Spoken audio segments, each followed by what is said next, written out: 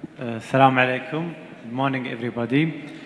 We'll start our next sessions. It will be continue about the mental health and well-being, inshallah. It's a pleasure to me and honor to introduce our first speaker, Dr. Ahmed Shafi'i. He is a general adult psychiatrist. He obtained his PhD in psychiatry in 2002 from the Faculty of Medicine at Ain Shams University. He holds a diploma of psychiatric practice from King College. Dr. Shafi'i has published research and articles in many regional and international journals. Dr. Shafi'i will have and will present two lectures, inshallah, about the psychosomatic disorder, think outside the medical box. And then the second lecture will be about what lies beneath a snapshot of personality disorder. Dr. Shafi'i, the floor is yours.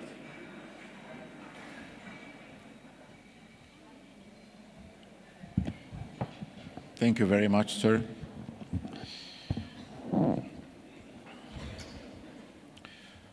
Assalamu alaikum. Very good morning. It's a pleasure to be invited to the conference. I really want to thank the organizing committee and Dr. Dina for giving me the honor and pleasure to be with you today and to present to primary healthcare sector or primary healthcare specialists, family doctors, GPs, and all the specialties that are really, as Dr. Mariam said, the real frontliners in terms of psychiatric illnesses.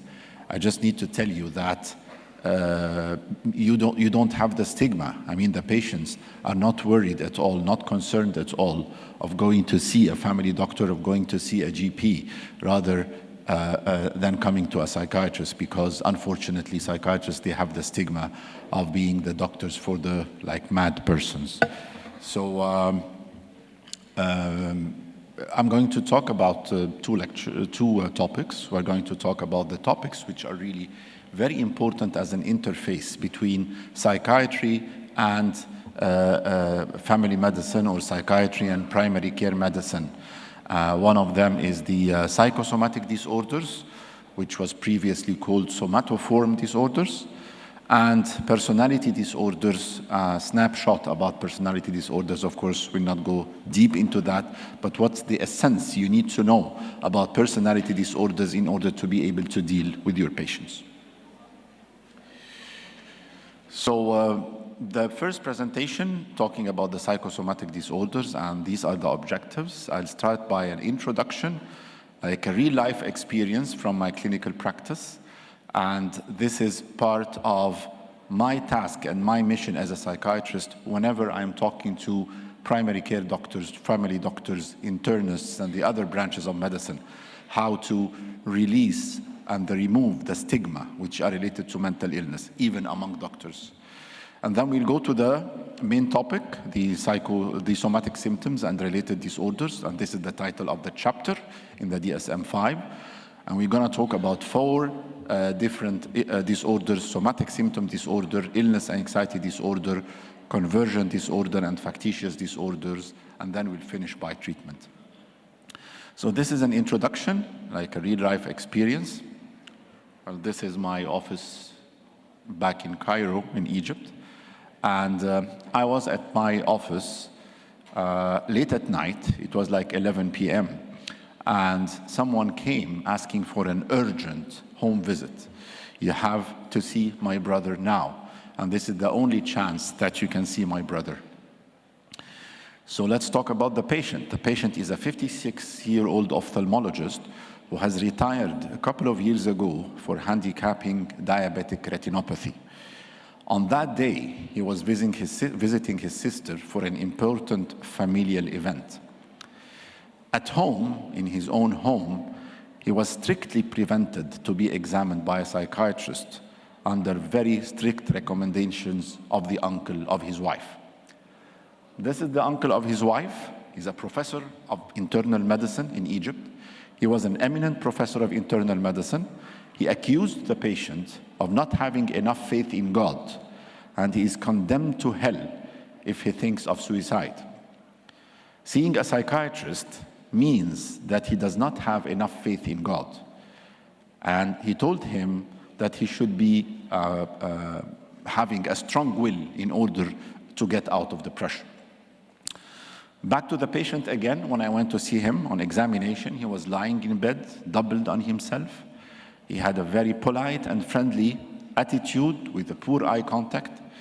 He displayed a depressed affect and he rapidly went into tears. He said, he was very polite indeed. He was very grateful to me that I came, but he said that you will not be able to help me.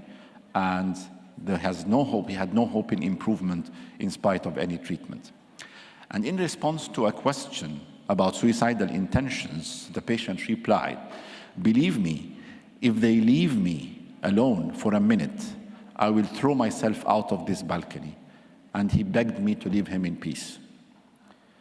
I warned the elder brother who came to see me at the clinic that the patient should be admitted to hospital to receive proper treatment, and those suicidal threats are really true and serious. They promised to take care of the patient. I have never heard of this patient again. Now let's go to the lecture. So we are focusing on the somatic symptom and related disorders, starting by somatic symptom. The main topic, the somatic symptom and related disorders, is a separate chapter in the DSM-5, and this is a little bit different from its position in the DSM-4. It was previously called somatoform disorders. Now they've changed the title into somatic symptom and related disorders. So persons suffering from one of these disorders have one or more somatic symptoms that become all-consuming or lead to notable impairment in their daily life. There are 4 types: somatic symptom disorder, illness and anxiety disorder, conversion disorder, and factitious disorder. Let's start by somatic symptom disorder, which was previously called somatization disorder. The patients believe they have, as you're going to see, in this disorder, it's mainly focusing on symptoms. So the patient is exaggerating even minimal symptoms he's having or she is having, or having symptoms that have no medical basis at all. So the patients believe that they have some severe yet undetected disease, and evidence of the contrary cannot persuade them. Whatever you are going to do investigations, to do examinations, and to do blood tests and tell them you have nothing and you are completely normal, they never accept that, they are never persuaded. Over time, they may transfer the belief from one disease to another, and they are fixated on one or more somatic symptoms that they are convinced are evidence of the illness. You find them focusing, for example, on dyspnea, on orthopnea, on palpitations, on colics, on whatever somatic symptoms all over the body, and more importantly, and has special position, pain. So sometimes they are complaining of pain all over the body, of course, including headache. Convictions persist despite negative laboratory results and the benign course of the illness, or the benign course over time, so nothing deteriorated over time, and appropriate reassurance from the physicians. And those laboratory tests and blood tests are so many that this syndrome was sometimes called the thick file syndrome. Thick file because the patients did multiple investigations and they have a very big file in the healthcare facilities. Patients often experience additional symptoms of depression and anxiety. That's a very common comorbidity of depression and anxiety. These are the diagnostic criteria copied from the DSM-5. So one or more somatic symptoms that are distressing or result in significant disruption in daily life. Excessive thoughts, feelings, or behaviors related to the somatic symptoms or associated health concerns as manifested by at least one of those behaviors. Disproportionate and persistent thoughts about the seriousness of one's symptom. Persistently high level of anxiety about the health symptoms, and excessive time and energy devoted to those symptoms or health concerns. So the patient life is becoming focused on those symptoms. As I told you, whether coughing, palpitation, difficulty in breathing, shortness of breath, colics, whatever. And all those symptoms, the life of the patients is becoming centered around that, spending all the time to investigate those symptoms, visiting doctors, doing investigations. And of course, it will start to affect the quality of life of the patients, whether work performance, family responsibilities, social life, so it will lead to disturbance of patient's life. Although any one somatic symptoms may not be continuously present, but the state of the whole condition should last more than 6 months.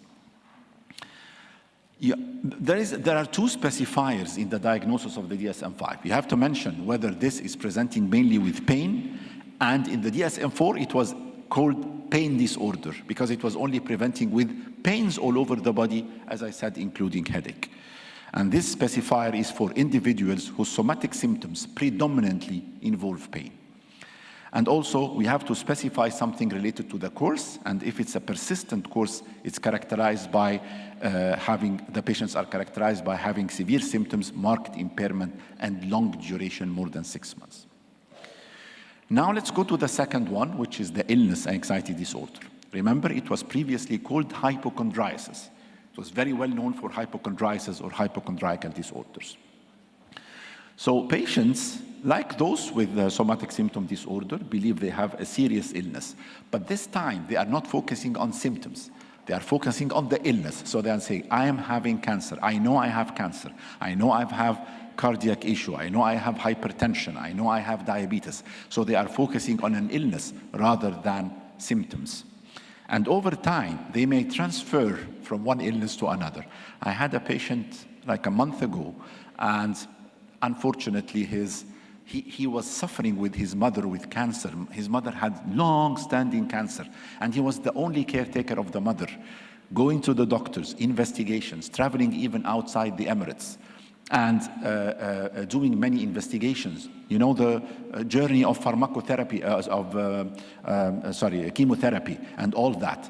So of course he was very much affected by that. And then whenever he had any symptoms, he said, I have cancer, like my mother. But then for any symptoms in the body, he started to switch. No, now it's lung cancer, now it's colon cancer, now it's bladder cancer. So was shifting between the types of cancers related to any symptoms he used to feel.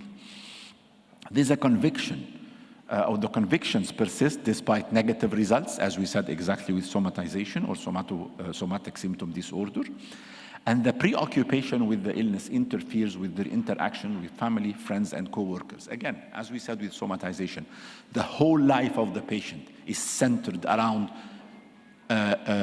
suffering from cancer, investigating for cancer, seeing doctors for cancers in order to be able to remove this intrusive idea. As Dr. Mariam exactly said about eating disorders, it's becoming like an intrusive idea. And again, it's very similar to OCD, because the patients are really having this intrusive idea, a nagging idea. They cannot get rid of the idea, and the anxiety provoking. So it's provoking a lot of anxiety, and exactly as the criteria of OCD, intrusive idea, anxiety provoking, time consuming. So most of the time focusing on this issue. And the patients will be addicted to searches over the internet. I mean, spending all the time just looking about this alleged illness. Those are diagnostic criteria copied from the DSM-5. Preoccupation with the idea that one has or will get a serious illness. Lack of somatic symptoms. You know, this is, as I told you, it's different from the somatic symptom disorders. Here, there are no symptoms. It's only the belief. It's only the idea. So they don't have symptoms or even have very mild symptoms. If there is a verifiable medical condition present, the patient's anxiety or concern is much out of proportion of the objective reality, which means those patients might have family history of diabetes and they are pre-diabetic in the investigations. But you know, they are living as if they are diabetic, as if they are really having the illness.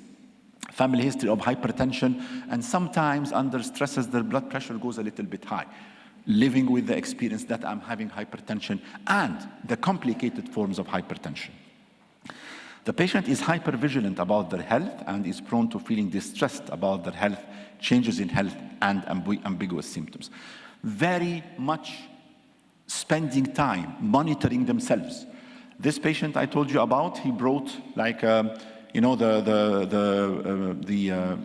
blood pressure device just to measure the blood pressure every hour, just checking blood pressure. So they are frequently monitoring themselves for illness or for the signs of the illness, such as checking their blood pressure or temperature several times a day. Or maladaptively avoids doctor appointments and hospitals because they know that they fear going to the hospitals because they might be diagnosed with something serious. This anxiety and preoccupation will have persisted for at least 6 months. See the criteria of the duration for both somatic symptom disorder and illness anxiety disorder. It's not for short time, it's at least for 6 months to know that the behavior and the belief is really persistent. It's not only a short duration, because we might find a short duration of somatization or short duration of illness anxiety with depression or with anxiety. So it's underlying another disorder. So if it's related to depression, so I might have somatic symptoms during the time I'm depressed, and whenever depression is improved, those somatic symptoms will disappear as part of improvement of depression. Even the fear of having an illness might be part of anxiety, but not enough to diagnose illness anxiety disorder. Here we have the most common type is the care-seeking type. Again, back to the thick file syndrome. So the care-seeking type, the patients will frequently seek medical care, presenting with health concerns and complaints, and undergoing diagnostic procedures. However, a rare type might be care avoidant. So I'm afraid to hear the diagnosis from the doctor, so I don't want to go visit the doctors. And they are called the care avoidant type. The patients will have anxiety about presenting themselves for diagnosis and avoid medical care. They don't want to face it. And other behaviors, frequent dramatic statements regarding one's health, self-pity, living the role of an ill person, living the role of a patient always, exaggeration of the impact of the actual disorders, and claiming to have unverifiable diagnosis, as we said, in spite of all the reassuring results. Now let's go to conversion disorder. Now, talking about conversion disorder, it's very commonly presenting to you guys, to the family doctors, to the internal medicine, because they are presenting either with usually neurological disorders, either in the form of sensory symptoms or motor symptoms. This is very important to take care of. So persons with conversion disorder, it was previously called the functional neurologic symptoms. Functional means that neurologic symptoms not based on any neurological deficit. They present with what appears to be neurological conditions, as I said, either motor or sensory. And usually you find in the history, when you take the history from the patient, it was preceded by a very big stressful event. Individuals with conversion disorder do not intentionally take care. They are not intentionally producing the symptoms. They are not malingering. And they are not factitious, as we are going to see in the final disorder, the factitious disorder. So it's kind of a psychological escape of something they cannot confront. We are going to see that. But take care, they are not producing the symptoms. They are not feigning the symptoms. So these are the criteria from the DSM-5. Unusual or impaired motor or sensory function, most importantly, with no medical or neurological cause. And even when you do a neurological examination, you don't find any signs, any neurological signs to justify the sensory or the motor deficit. The symptoms, as we said, are not faked by the patient, and they can present either in the form of muscle weaknesses, paralysis, numbness or paralysis in one area of the body, abnormal movements such as tremors, involuntary movements, seizures, inability or impairment in swallowing or difficulty speaking, specific sensory disturbances such as problems of seeing or hearing. It may present even in the special sense, so I mean the cranial nerve spectrum. So as we said, it's either presenting in a sensory form or a motor form. So the sensory can be either in the peripheral nervous system or things related to the cranial nerves. So anesthesia and paresthesia, especially of the extremities. Disturbance is inconsistent with either central or peripheral neurological disease. It never follows any rule in neurology. You'll never find a place in the nervous system that can justify the symptoms the patient is presenting with. As we said, also deafness and blindness, or conversion blindness, and take care that the patients are very careful, because this is something only psychological. So they don't have real blindness, so they never hit a wall. They never have any problems in collisions. For the motor symptoms, abnormal movements like gait disturbances, like weakness, paralysis, gross rhythmical tremors, like choreiform movements, tics and jerks. This reminds me of a case that was in my very early years of training. Even it was during the residence training. And we received a patient coming or transferred to us from the emergency room of internal medicine. He came to us, and the patient, she was a female, and she was doing like that. Rhythmic movement of the hand on one side of the body, okay? And of course, when they saw her doing like that, usually when they see those peculiar movements, just send to the psychiatry. They never check.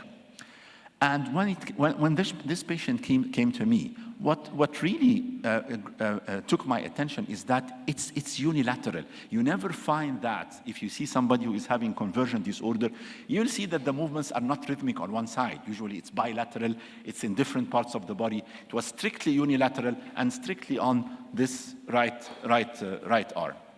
So I said, no, it doesn't go, it doesn't make sense. And by the way, there was a very clear history of a big fight at home. So, first thing you think of, it's conversion disorder.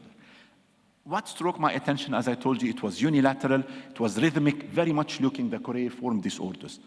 And then I sent the patient for a CT scan. At that time, there was no MRI. It was I think 2000 or 1999.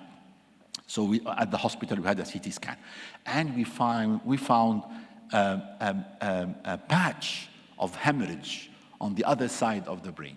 So see how much it's confusing that those guys at the medical, it should have been detected there, but we detected it at our part, because of course, in Cairo, in Ain Shams University, our training is in both psychiatry and neurology. And actually, our residency training is in both. So you spend 6 months neurology, 6 months psychiatry. So it was easy to understand that, no, this has a neurological reason. So the patients with the symptoms rarely fall, and they are generally not injured. In the seizures, you will never find the tongue biting, you'll never find the urinary incontinence and the injuries of falling, because, as we said, that's not real seizures or real epilepsy. There are 3 parts related to the gains of the patient. The patient has a primary gain. Patients achieve primary gain by keeping the internal conflicts outside the awareness. So I'm trying to hide away. I don't want to face my problem, so I'm trying to hide away. And usually it has a symbolic meaning. I'll give you an example, and this is very common in Egypt, in the rural areas of Egypt. Sometimes the young girls, they are, married, so they are proposed to be married at a very early age, and the parents and the family, are telling them you have to get married probably at the age even of 16 or 17, and they don't want to get married. So what happens on the day of the marriage? They have paralysis. Okay, I cannot move. You see, that's psychological. I'm trying to hide away from the marriage. I don't want to confront the marriage. And I cannot say no. I cannot tell my parents, no, I don't want this marriage. So I have to go. So in order to escape, so this is the primary gain, I'm escaping from that. It has a symbolic meaning that I cannot walk, so I will not go to the marriage. So it has kind of a symbolic meaning. And then the secondary gain, this is attracting attention. Why? Because usually what attracts attention, if this girl tells them, I'm depressed, I am anxious, nobody will understand. So they present with the physical symptoms. Oh, she has paralysis. Now we have to respect it. And this is the secondary gain in receiving extra support from the family, especially when it comes in the physical form. And then there is what we call the la belle indifférence, which is beautiful indifference. Indifference means blunted affect or indifferent affect. So this girl, again, back to this same example. Yes, she presents with form of weakness or paralysis, but she's kind of blunted. She's not reacting. She's not showing emotions of fear or of panic, that I'm paralyzed or I am weak. No, they are not showing anything. They are just blunted. That's, again, another important characteristic, which we call la belle indifférence, or beautiful indifference. Now let's go to the last one, which is factitious disorder. Factitious disorder also, these are symptoms that are not related to medical illnesses or medical diseases or medical or biological explanation. However, here the difference with conversion disorders, now they are intentionally doing the symptoms.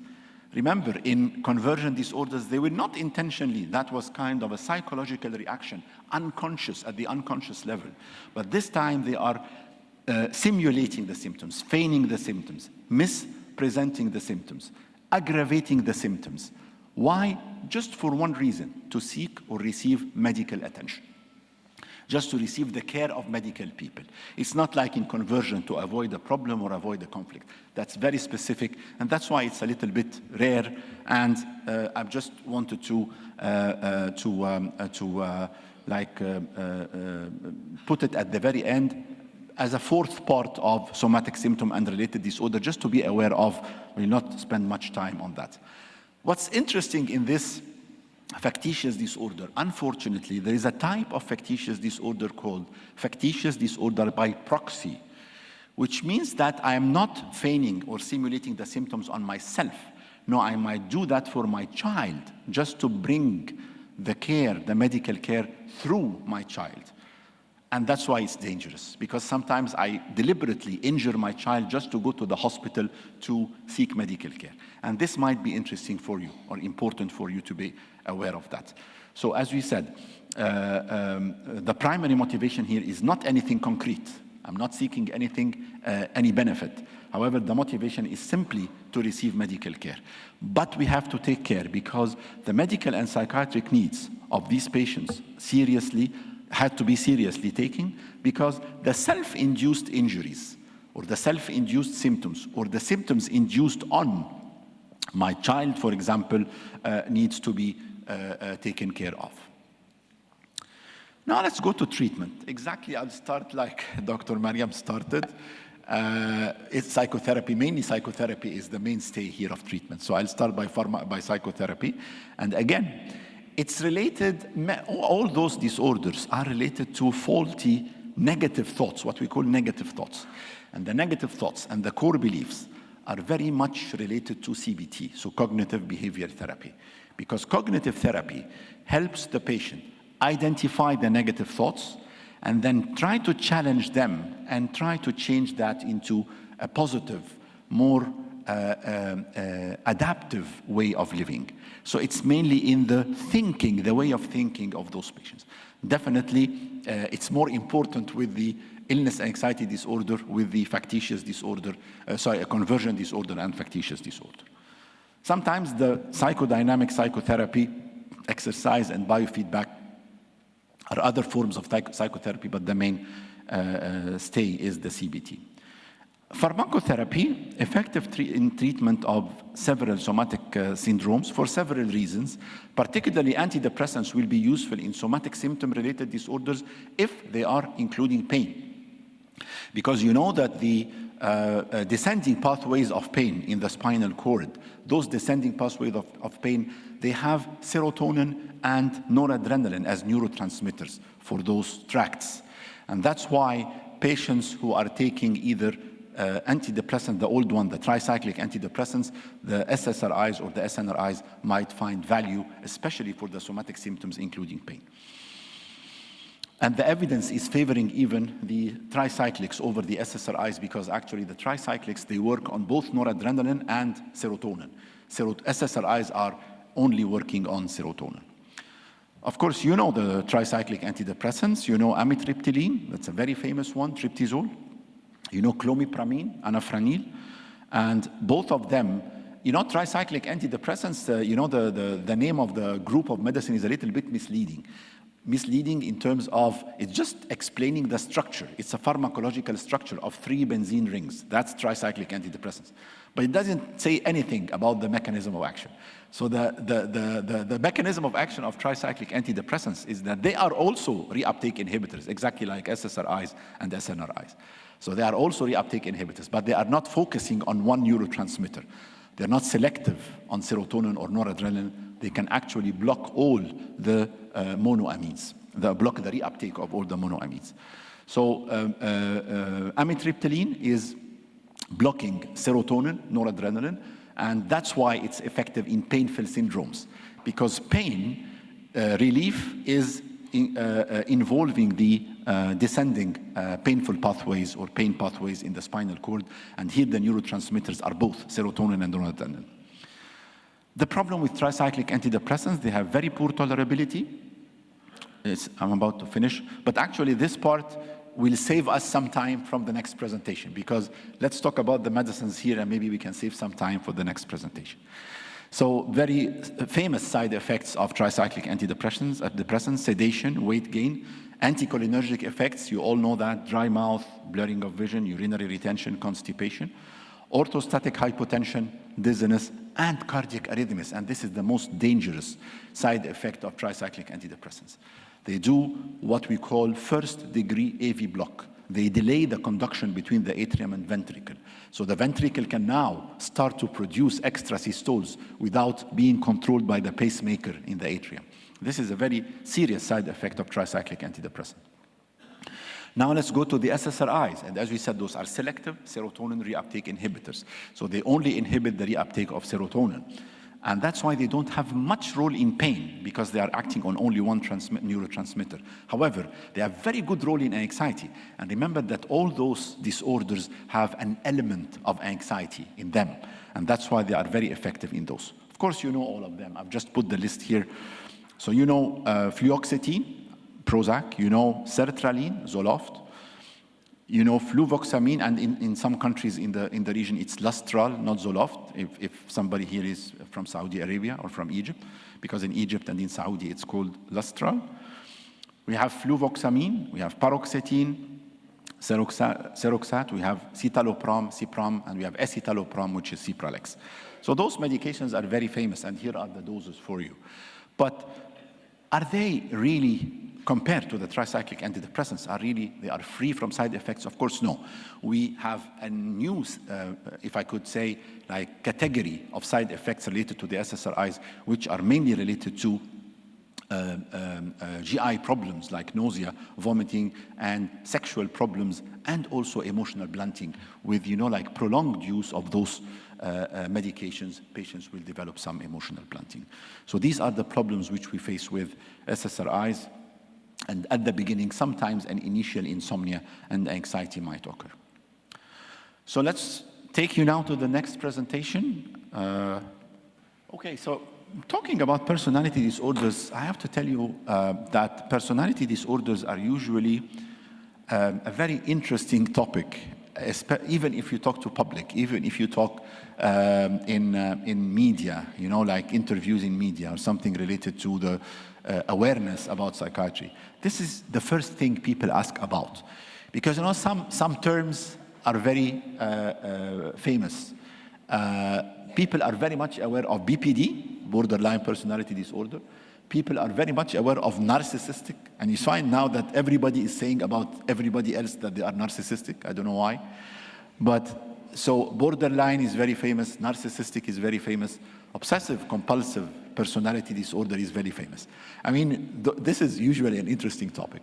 But why I'm happy that I'm presenting that to you, and I have to thank the organizing committee about choosing this topic, because the personality disorders, or patients with personality disorders, they will affect their interaction with you, family doctors, primary care physicians.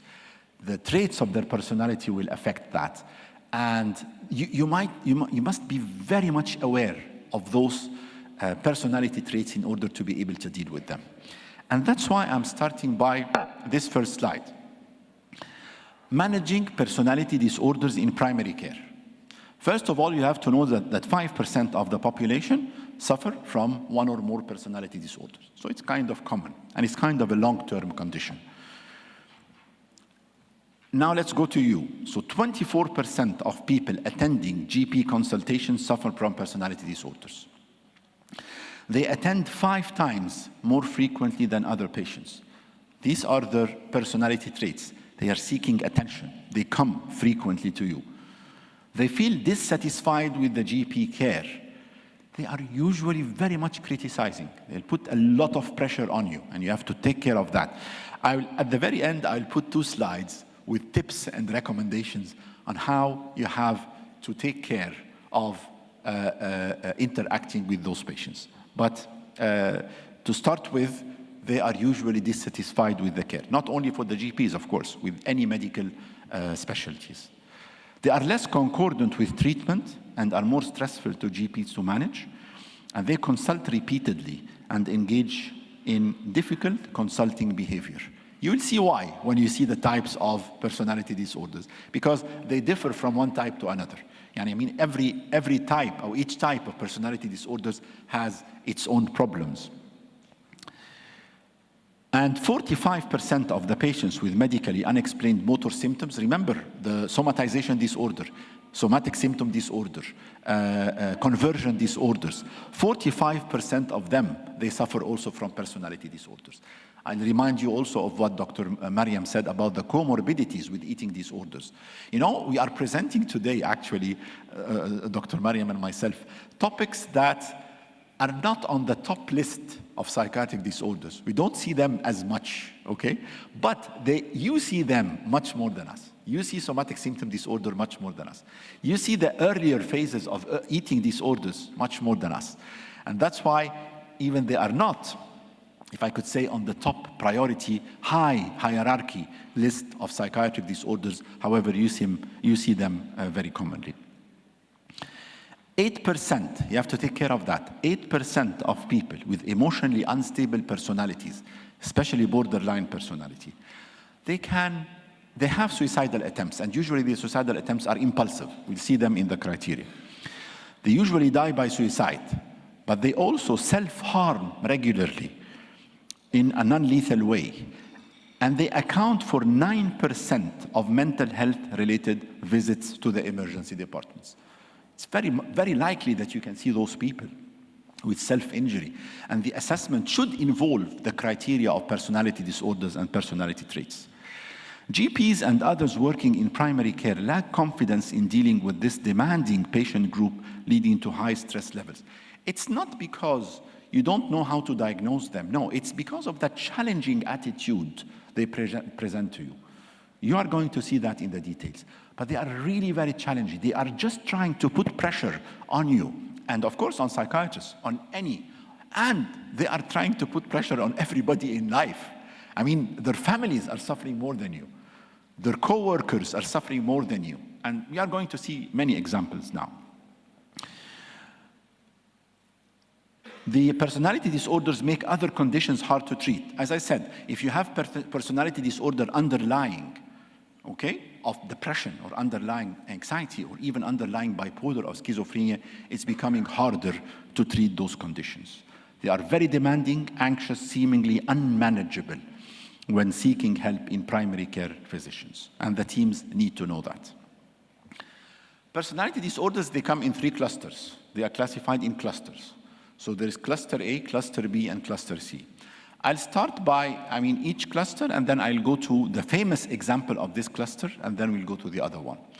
So let's start by cluster A. And the cluster A is characterized by being odd, bizarre, and eccentric disorders, which means they have odd beliefs, they have odd thoughts, odd thinking, and it's mainly in the thinking part. Cluster A, it's mainly in the thinking part, problems in thinking. And there are 3 types: the paranoid personality disorder, schizoid personality disorder, and schizotypal personality disorder.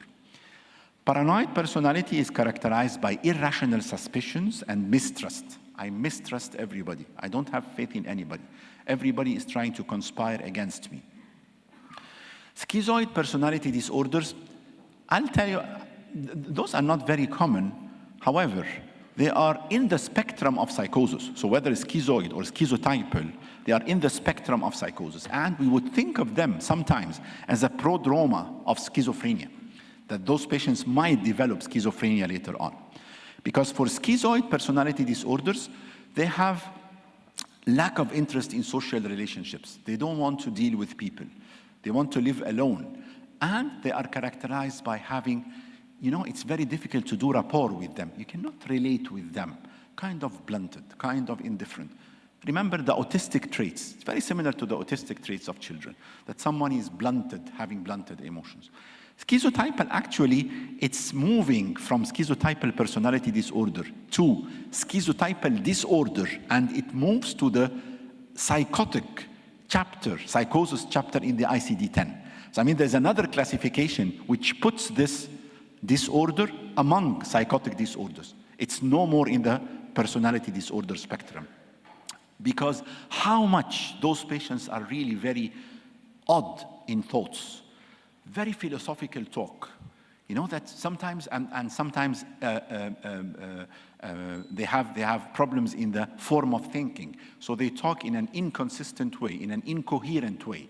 So sometimes when you sit with a schizotypal patient, you don't understand really what he wants to say. You cannot relate the words. You cannot put the pieces of the puzzle together. So very difficult to understand, and they are very philosophical in talking, and they are kind of odd personalities, or odd. And they are also common with schizoid disorder is that they are blunted, poor rapport. They call that aloof patients. Aloof means that I'm not reacting at all to others. So let's focus a little bit on the paranoid disorder. They find it hard to confide in people, very difficult to trust people, even friends and families. Find other people are trying to use them or take advantage of them. All of them, they want to take advantage of me. Sometimes it's related to a little bit of grandiosity. I have something particular, and that's why patients want to use me. They have difficulty in relaxing. They are always vigilant. Always. Why? Because they are taking care. Imagine that everybody could attack you. So you have to be careful. You have to be vigilant. So they are unable to relax. They read threats and danger into everyday situation. Everything is a threat. Everything might be a problem. They call that they are making mountains out of small hills. Like something which is very minor, like a reaction from others. Someone, looked a little bit strange to me. Oh, now he wants to do something. He's planning for something against me. Very suspicious. And they interpret the behaviors. I can now interpret hundreds of behaviors I'm seeing. Someone sitting like that, someone doing that. All those for paranoid people are signs that this guy is planning something for me at the end of the lecture. When I leave, something will, I will have some harm there. So, of course, there is an overlap with paranoid schizophrenia. But in paranoid schizophrenia, those are only personality traits, but in schizophrenia, they are really delusions. And the patients are having either delusions or hallucinations and clear psychotic symptoms.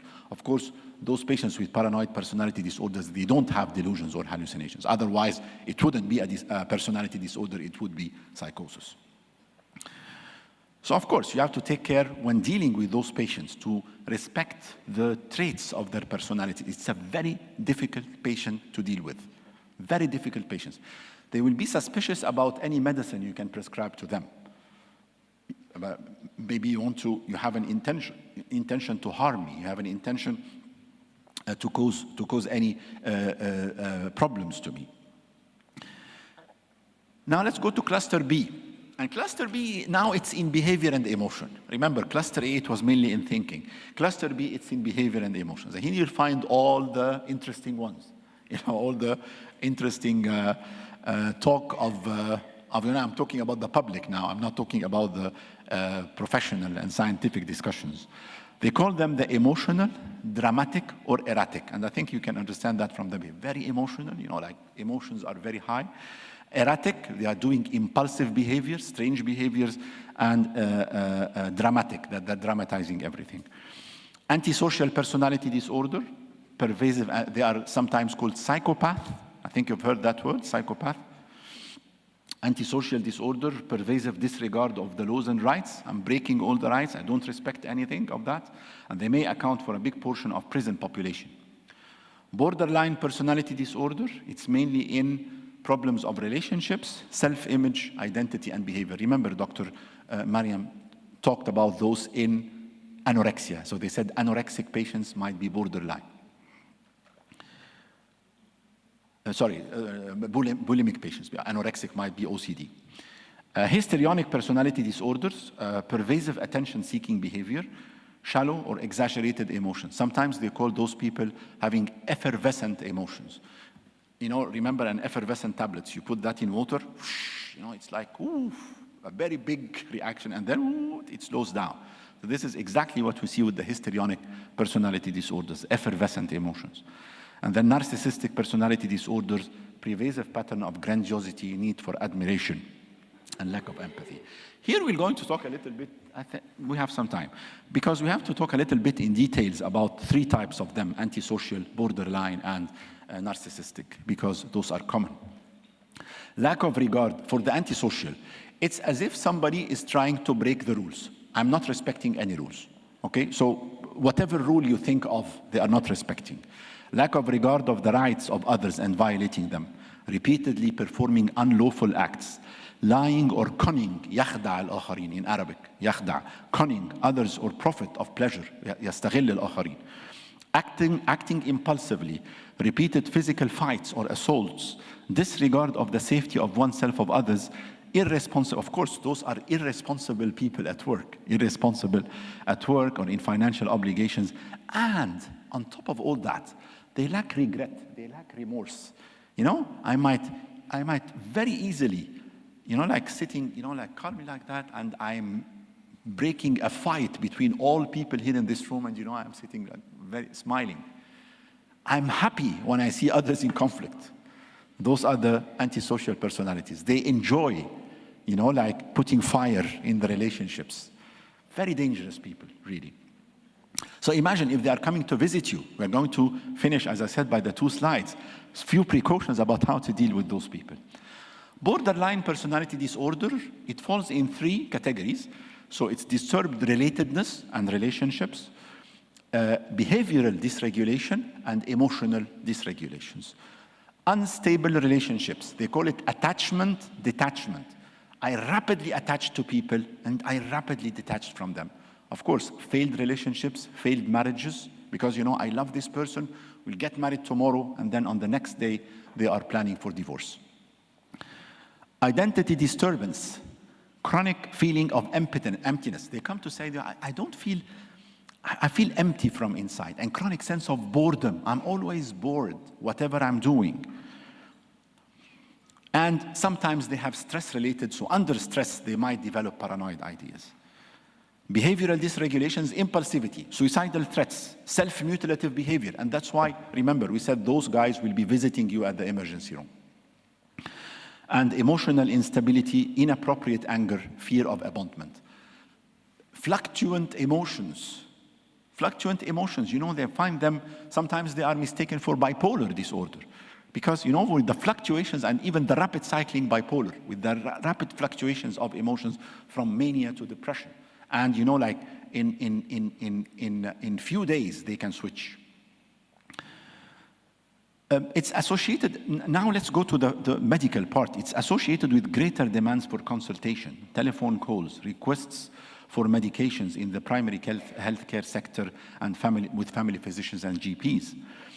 GPs are important sources of assessment, diagnosis, treatment, and care. Exactly like Dr. Mariam said about eating disorders. You are the frontliners. You are the frontliners. You are going to see those people. And you have to at least be able to like spot them, like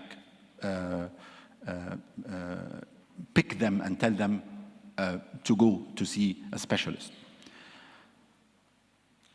Now, let's see how do they present in the different clinics. This is an interesting slide. That's why I've put it here.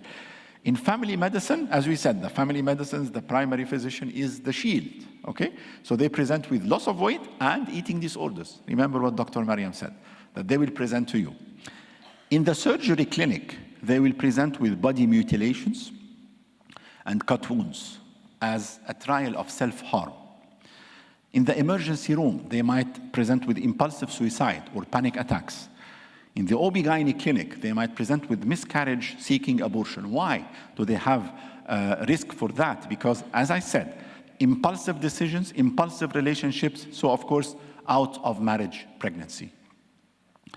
General medicine, again, they might present with factitious disorders, substance abuse, or withdrawals. Now let's finish by the narcissistic personality. You see, I put a big list. It's just, like a nice example to have that with you.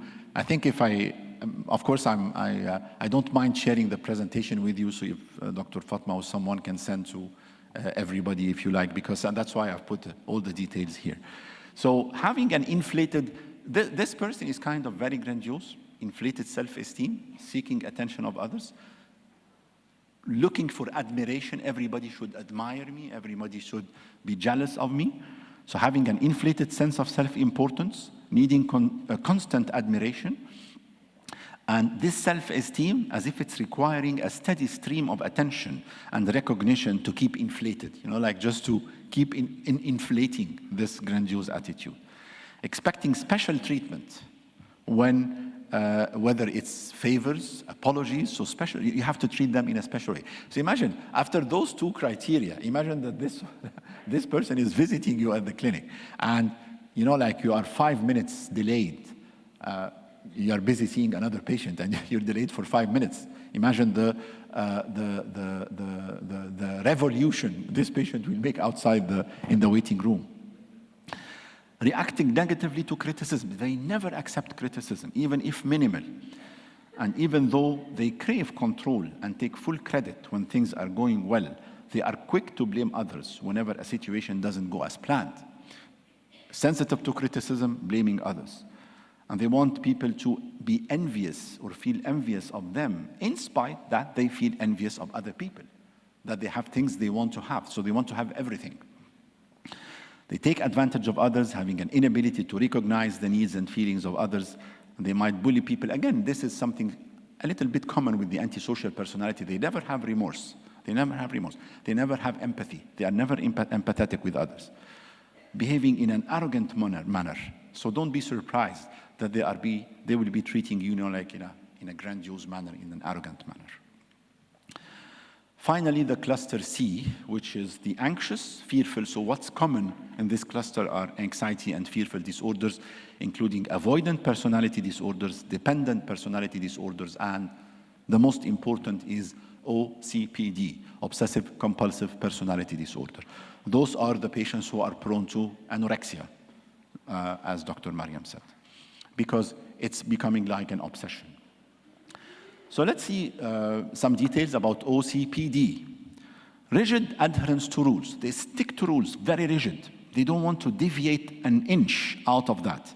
An overwhelming need for order. Sometimes they are putting things in order, and they are getting very disturbed if something moves from the desk in front of them. A sense of righteousness about the ways things should be done. Things should be done in a very right way, strict way, perfectionist. Excessive devotion to work. They are more careful about work rather than family and social activities. Excessive fixation with lists, rules, and minor details. Perfectionism that interferes with finishing tasks. Remember, this is the problem, is that sometimes they are very much perfectionist to the extent they procrastinate. They don't want to start anything because I need to be perfect. I need to do it in a perfect way. So let's procrastinate. Let's wait.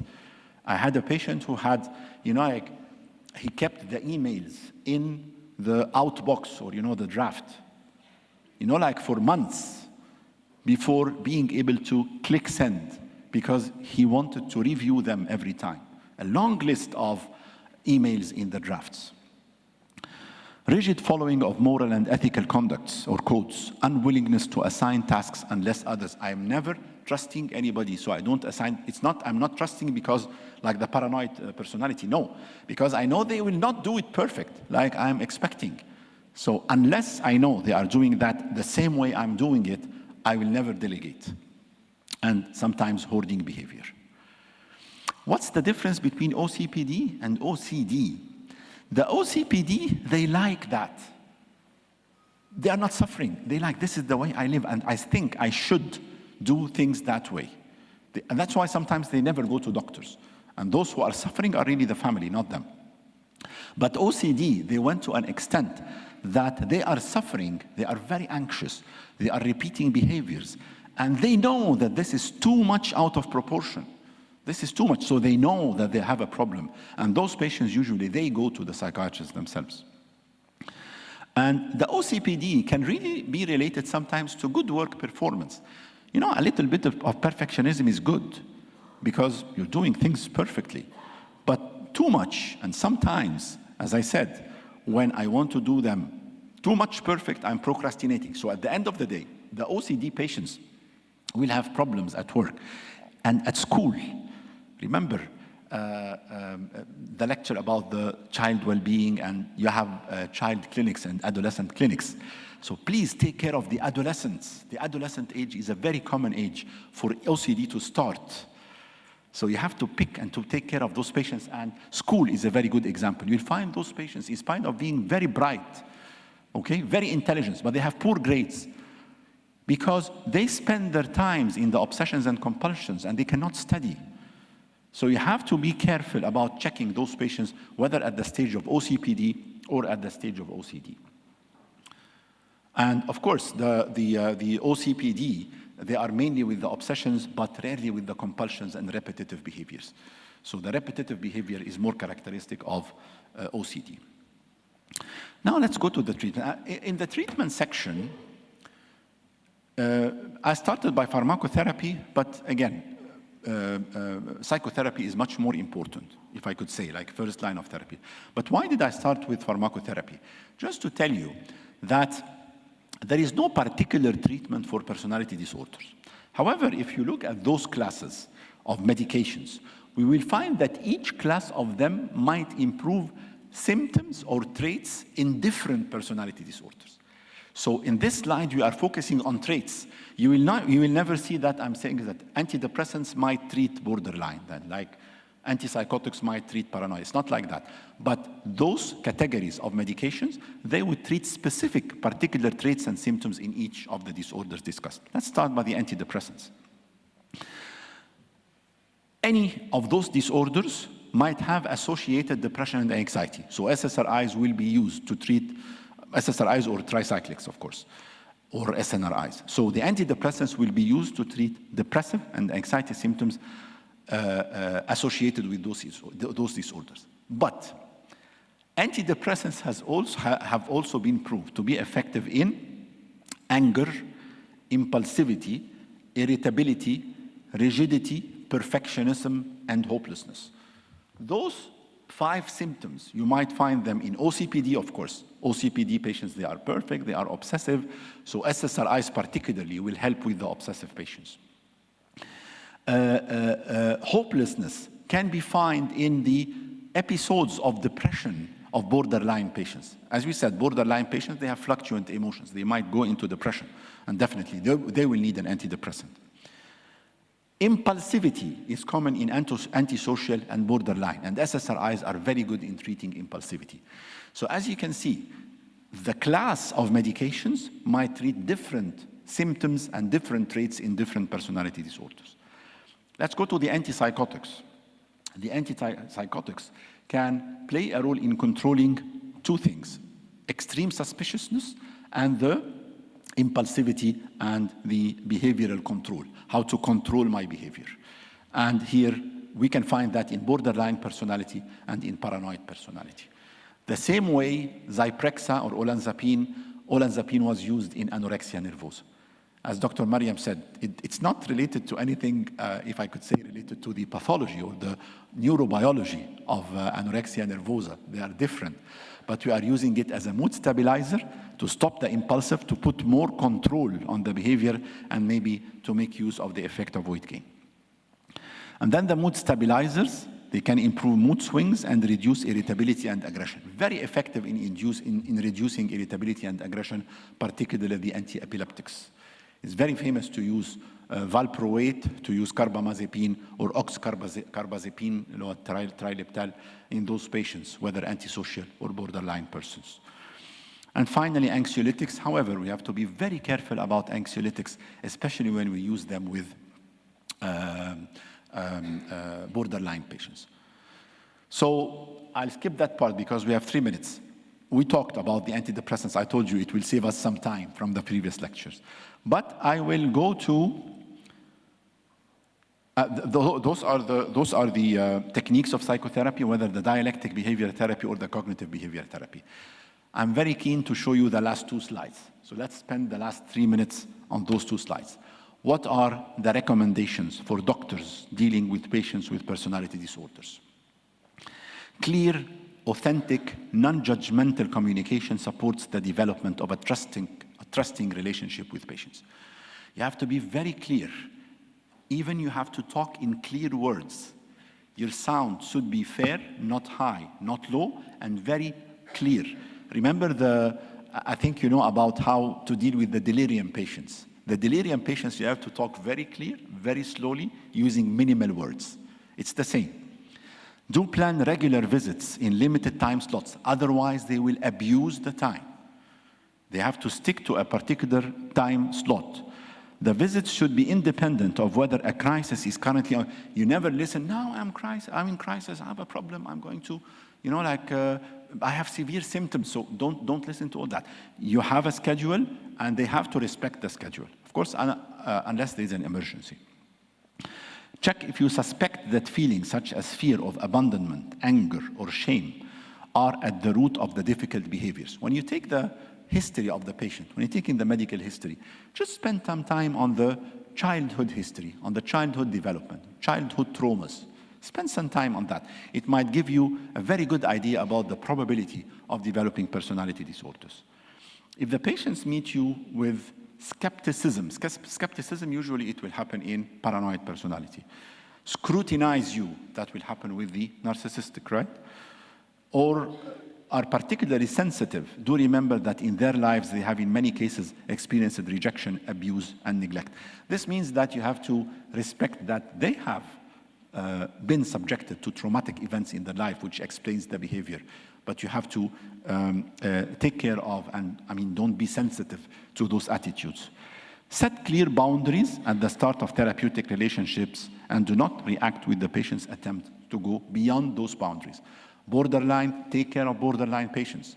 They will go much beyond, especially in the attachment phase. You are the best doctor, and then tomorrow they might, tell you, no, you didn't do anything good for me. If several people are involved in the treatment, so if you have a treatment team or a multidisciplinary team, you should synchronize together. You should always talk together about your common patient. Very important, this point, very important, especially for borderline. And that's why I said you have to take care about the anxiolytics. Avoid polypharmacy and large volume prescriptions. Put the prescriptions as short as possible. Never give, like a month, a 3-month refill for those patients. Because when they are having the impulsive suicide, the first thing they will use is your medicine. Overdose of the medicine. You have to take care of that, especially the medicines that have serious side effects like tricyclic antidepressants. Or, of course, addictive medications like benzodiazepines. That's why I said we should take care of the anxiolytics. Support patients in finding solutions to problems while calmly and empathetically assigning the main responsibility for finding solutions. And encourage patients to identify manageable short-term goals. In case of frequent crises, develop and agree on a crisis management plan. This is very important. If you see that the patient is usually threatening for suicide, having suicidal attempts or whatever, you have to put a contingency plan, a crisis management plan, and involve as much people as you could. Involve as much people from the medical team and involve as much people from the family of the patients.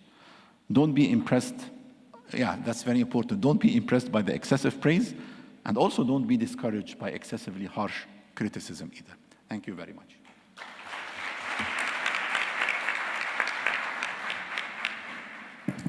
Thank you, Dr. Ahmed, for the great lectures. You have introduced very interesting lectures. If you allow me to share some questions Yes, with please. the audience.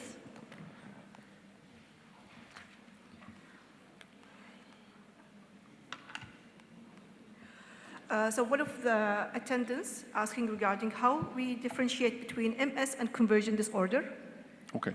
Again, let's go back to the basic neurological examinations and the basic neurological signs. You will never find let's go at the level of the neurological examination, like bedside examination, clinical examination. You will find that the signs of the neurological disorders are not present in the conversion weakness or conversion paralysis. And then when you are going to do a scan or an MRI, you'll never find those characteristic findings of MS in those patients with conversion disorder. Okay, thank you. The other questions they've been asking, what's the difference between factitious and malingering? Yes. Actually, I didn't include malingering because the difference is very simple. Malingering, they are malingering. I mean, they are doing the symptoms or simulating the symptoms to receive gain. I am malingering to get sick leave. I'm malingering to get, like exempted from military service. Those are the very common things. But for factitious, the only difference, I just need medical care. That's the only, but here they are feigning symptoms, here they are feigning symptoms. For the factitious, it's more of a psychological issue. They need care, they need medical care, somebody to take care of them. But for the malingering, no, they have a clear goal. Thank you. The other question regarding the duration of management. So one of the colleagues been asking, if prescribing amitriptyline, how long the duration, when to stop? Well, I don't know if we're talking about somatic disorders. Okay. So for somatic disorders, as we said, the main problem is, or the main line of treatment is psychotherapy. So you have to couple that with psychotherapy. Otherwise, you will be giving the treatment forever. Because if the patient doesn't know how to deal with the negative thoughts that would trigger somatic symptom disorder, illness, anxiety, or whatever, they will just take triptizol or tricyclics just for the sake of symptomatic treatment. Okay? So if I'm giving symptomatic treatment and I'm not treating the reason or not treating the cause, I'll just go for that forever. So the advice here is that I cannot say that there is a specific duration for a pharmacological treatment unless we are doing in parallel a very good psychotherapy. One of the other colleagues asking, do psychological disorder usually take a lifelong treatment or could be only over a certain period of time? Again, this depends on which psychological treatment, which psychiatric disorder, okay? And it depends on many, many other factors. So if you're talking about depression as an example, so for depression, how do I determine the duration of treatment with antidepressant? Number one, the number of episodes. How frequent are the episodes? Severity of the episodes. Age of onset, if it's starting at an early age or later age in life. Family history of depression. So taking all those factors together, you can decide about the duration of treatment. Some patients need long life? Yes. But some patients with the bad outcomes, the poor prognosis.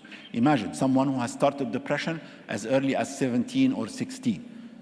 Strong family history of depression, very loaded, mother, aunt, grandmother, all the family, they have depression. And also very poor response to treatment, so delayed response to treatment, recurrent episodes.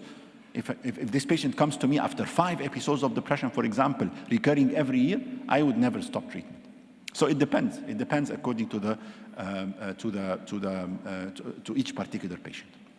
Thank you, Dr. Ahmed, again. If you would like to appreciate our reward trophy for your great presentations. Thank you very much. Dina. Thank you very much.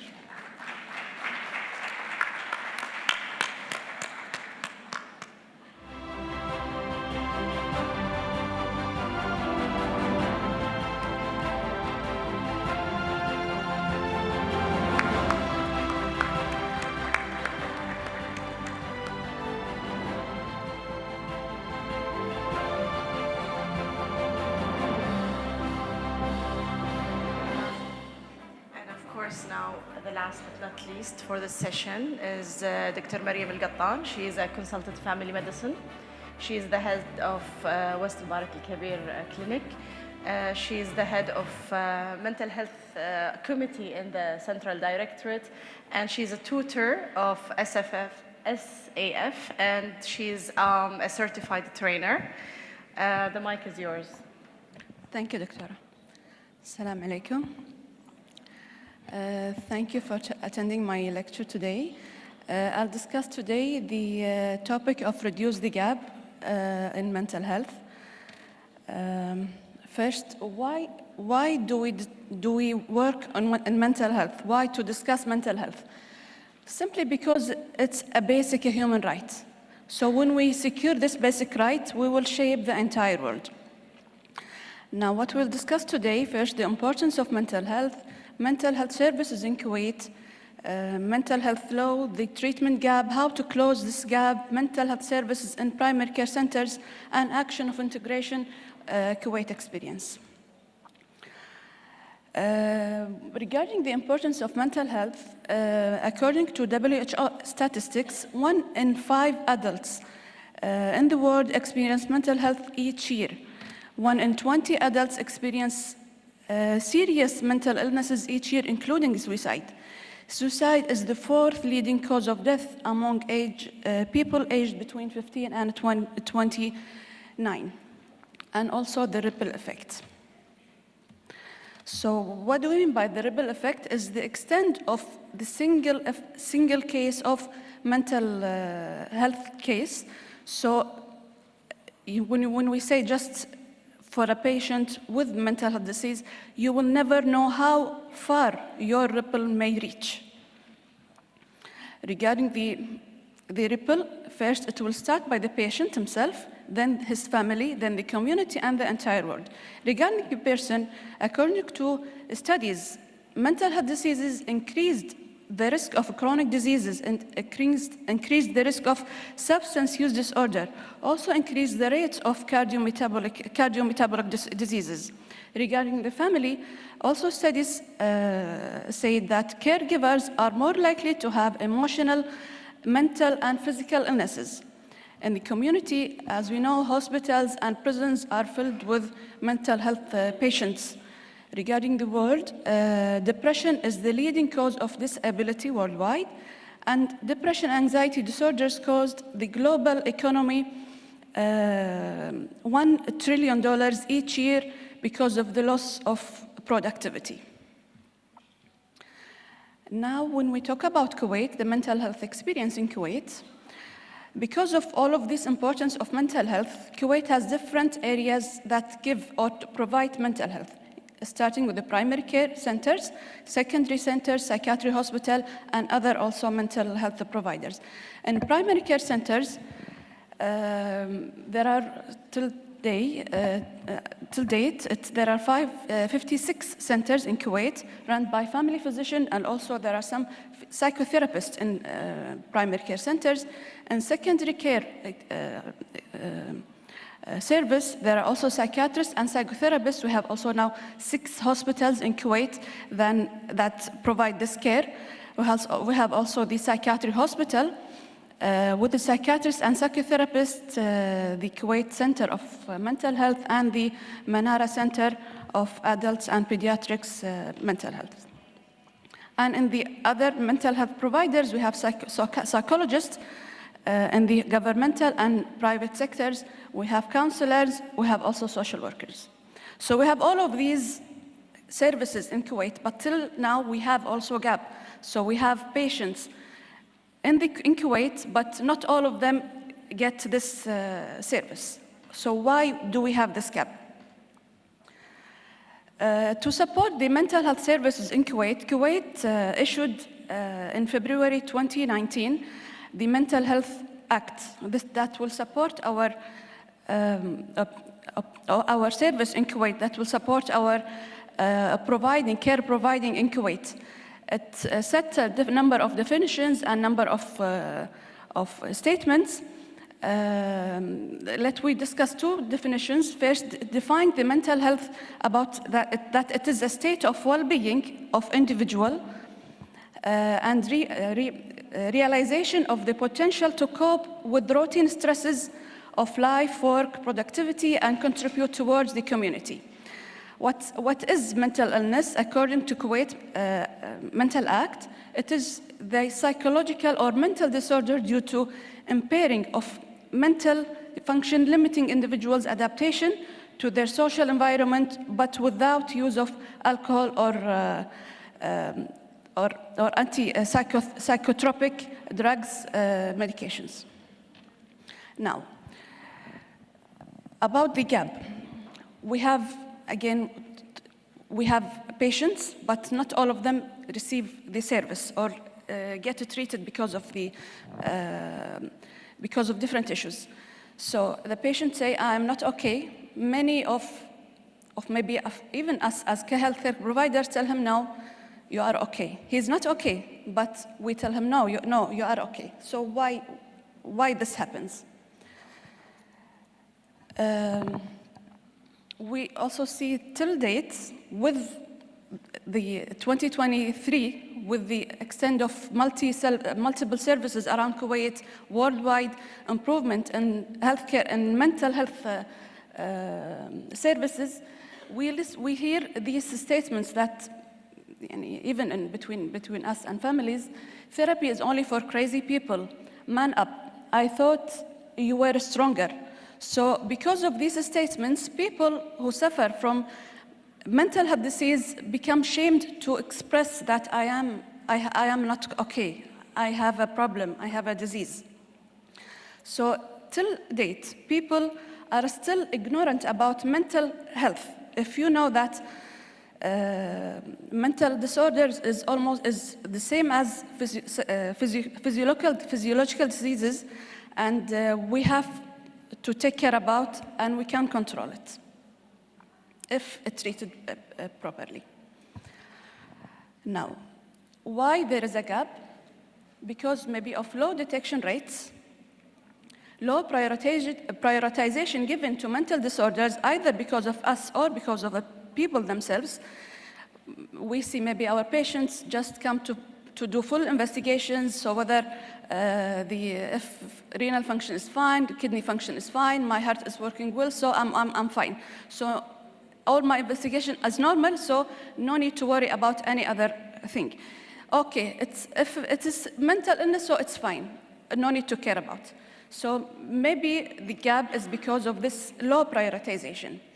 There is unmet need. Why? Maybe because of the costs of getting the mental health services, because of the stigma till date, where there is a stigma going to seek mental health services, because of low awareness, because of lack of trained mental health care professionals, and because of not knowing where to go.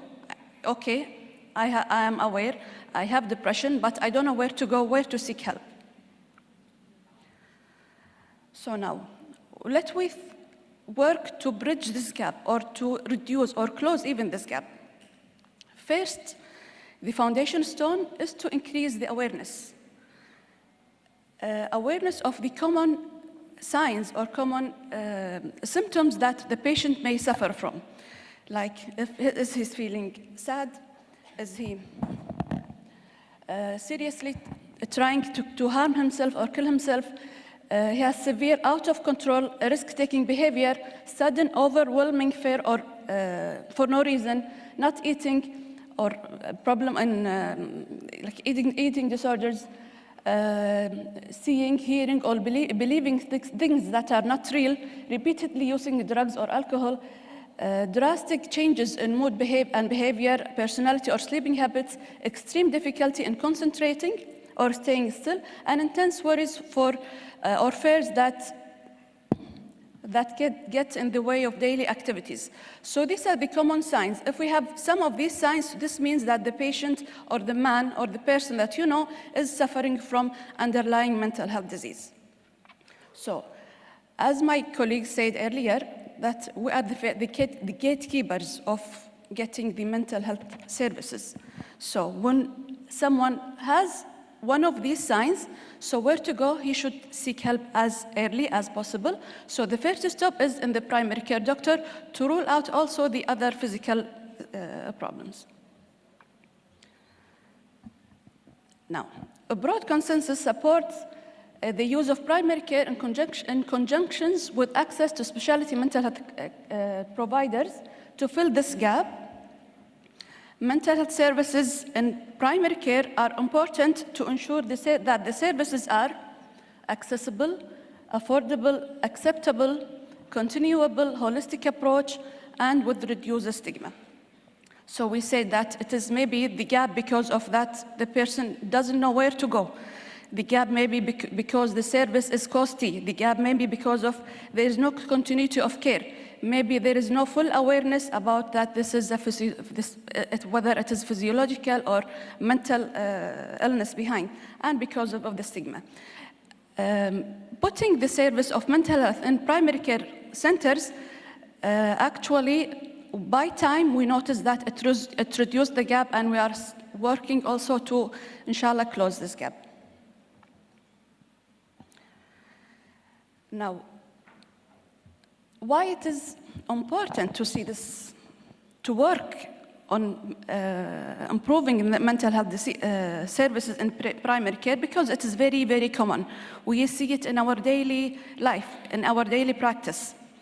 It represents a significant proportion of health-seeking behavior or health-seeking contact. So many patients we see that suffer from like chest pain, headache, these things. But when we dig more, we will know that there is an underlying mental health disease. The mental health promotion, prevention, and care is an essential element in primary care services. It's our essential role as family physicians. The PHC is the logical place to give the co-management of multi-morbidities, so we can see the patient and has holistic approach to cover his physical, social, and mental health. It is treatable. Many, many diseases are now treatable. The medications are available, either the oral medication, the psychotherapy. Many of the medication of the diseases are now treatable in a primary care setting. Now, what are the actions that are done in Kuwait? These are the 7 main points that needs to be covered to set or to act or to work on mental health services. First one is the governance and policy actual, and we have in Kuwait an official approved mental health policy and a plan. Financial resources, the country estimated and allocated people to implement this mental health plan and policy. Regarding the human resources, the financial also, the country estimates and allocated a budget to implement this policy and plan. Also, there are some human resources, empowering and engaging individuals and communities. Plenty of volunteering campaigns in schools, universities, health centers, malls were done to engage the community in increasing the awareness of mental health. Redesigned model of care. So in the past, the only place to get the mental health service or to get treated by mental health disease is the psychiatric hospital. Now we have plenty of number of services in primary care, so the service is shifted from the main hospital to the primary care setting. Enabling environment collaboration with non-health sectors, as I mentioned before, also we engage the school, the universities, and teachers, Ministry of Justice. So many other sectors were being engaged to implement the mental health services. And number 7, investing in implementation researches, and plenty of research is also done in primary care setting and also in other setting regarding mental health. So we covered all of these 7 points in Kuwait. So now we have a big power now to work more in mental health and to close the gap. Now, regarding the mental health care in primary care centers in Kuwait, it's opened on October 2012. It started with only 1 to 2 clinics around Kuwait. It's run by family physicians. with board-certified family physicians who got extra training and qualifications in mental health. The management were available as psychopharmacology and psychotherapy.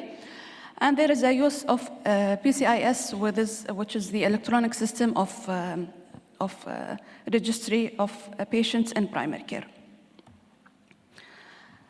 Now, when we compare the services in October 2012 and October 2023, the number of primary care centers in October 2012 were only 6 centers, and now, alhamdulillah, we reached 56 centers, and we are working to increase the number to cover all of the residential areas around Kuwait.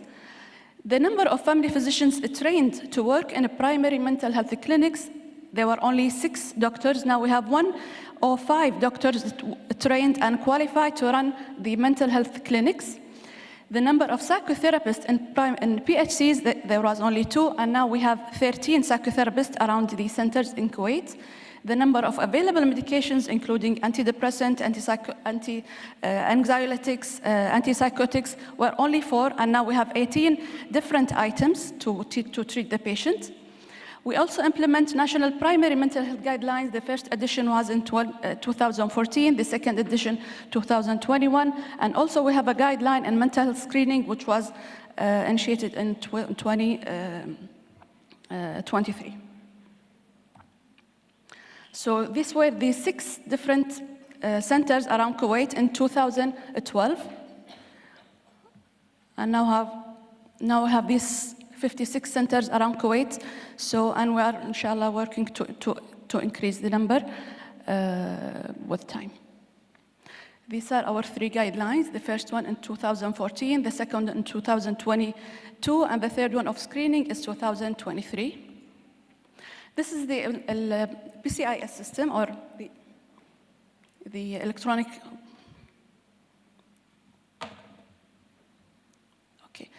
The electronic system that we work in primary care. So we put the suicide. Okay, sorry. The suicide there. It is updating regularly. So with each update, we try to increase the mental health points or indicators that help or that show that we are working well in improving the mental health services. We put the suicide risk assessment, and also we put a place or an icon of screening for common mental health diseases, mainly anxiety and depression.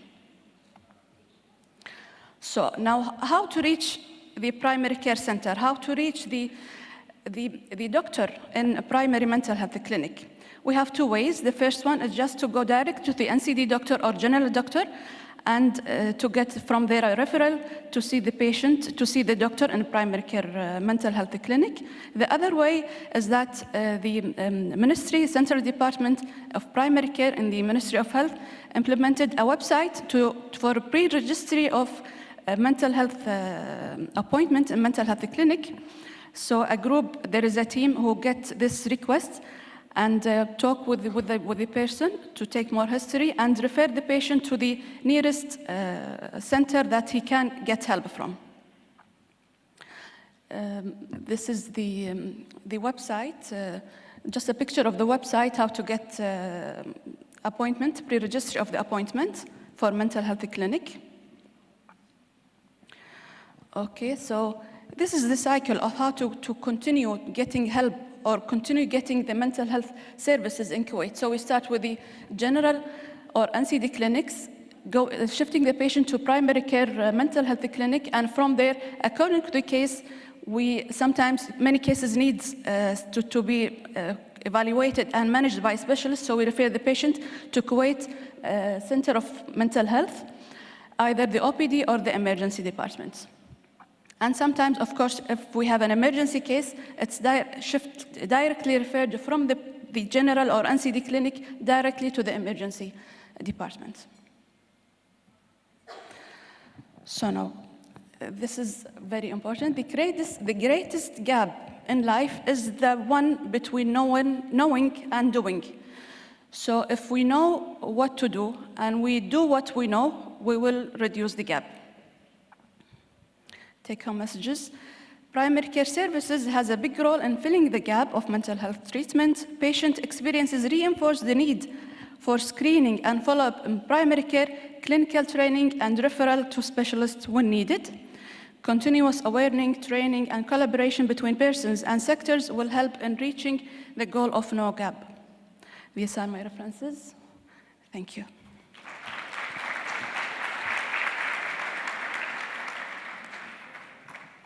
Thank you, Miriam, for a wonderful speech. Actually, I have a question of mine first. So, from your experience, what are your advices to a new physician trying to open a mental health clinic? Very important is that he has the passion. He should have interest in running mental health clinic, because we see the mental health cases, sometimes we spend 1 hour with a single case, with one person, with one patient. So the patient should have the interest in dealing with mental health cases. With the interest, he should be qualified well, with the proper qualifications, either board with extra training qualifications, to run this clinic properly. Okay, thank you so much, Mariam. Welcome. Thank you. Shukran. Now we will ask Dr. Dina to give an award for Dr. Mariam Al-Gattan.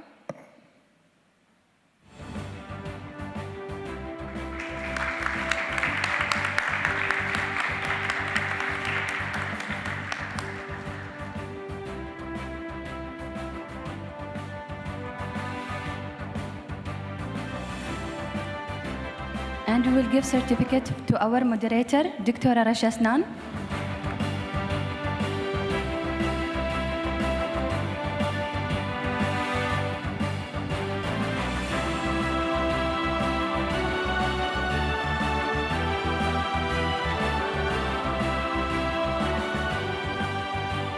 Dr. Shayma Al-Qadiri.